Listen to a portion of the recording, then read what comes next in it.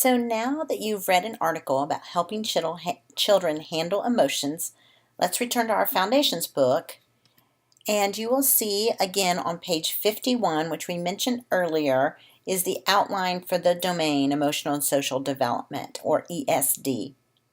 Here you will see the subdomains listed in black print and the goals for each subdomain in blue. And then as we move on to pages 52 and 53, you will see the specific developmental indicators for each goal listed for the first subdomain, developing a sense of self. So take note of anything you see in a yellow box. And the yellow box on page 53 reminds us how home language and culture are an important part of children developing self-concept and self-identity. And then on the next two pages, pages 54 and 55, you will see specific strategies to use with infants and toddlers, as well as preschoolers, to assist children in developing a sense of self. Now, strategies could be a routine, a transition, an individual approach, or an activity for a small group or a large group. Now, I want you to look at a really cute video of a young child discovering himself as a video was being taken of him on an iPad. Take a quick look at this video. It's adorable. Twisted. Yeah.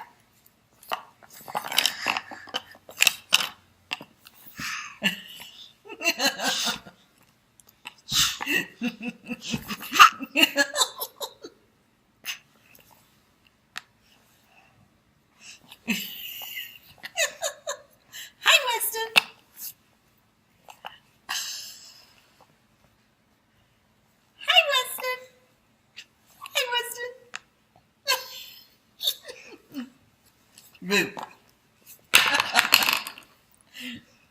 Boo. Boo. Boo. Boo.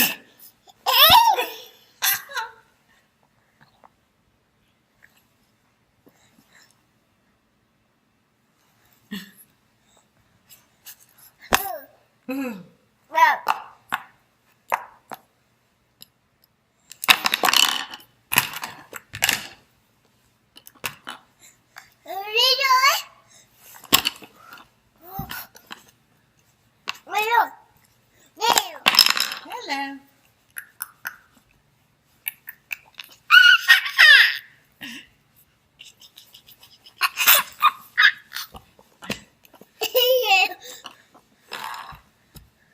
Where's Weston? Where's Weston? There he is. There he is. There he is. What you doing?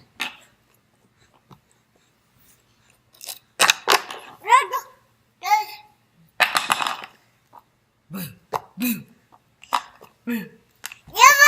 Yeah. Oh.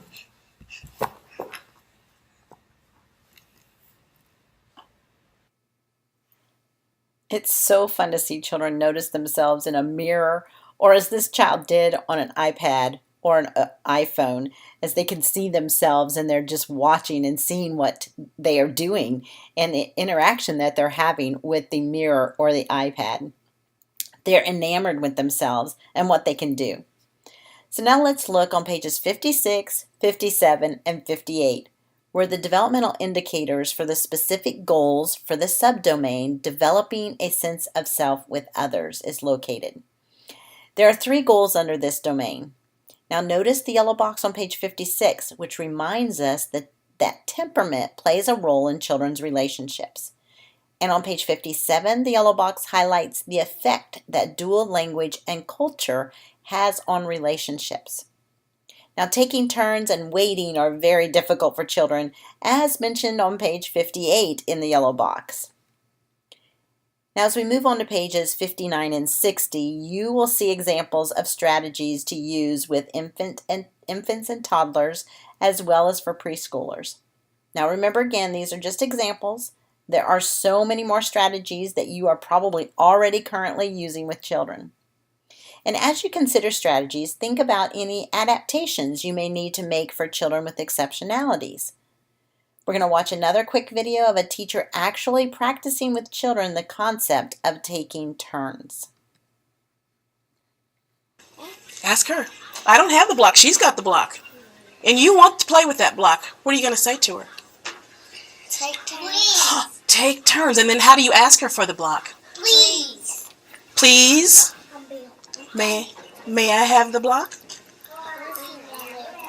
Very good. Mr. LaShondra? All right. That's good. I like how you guys take turns. Very good.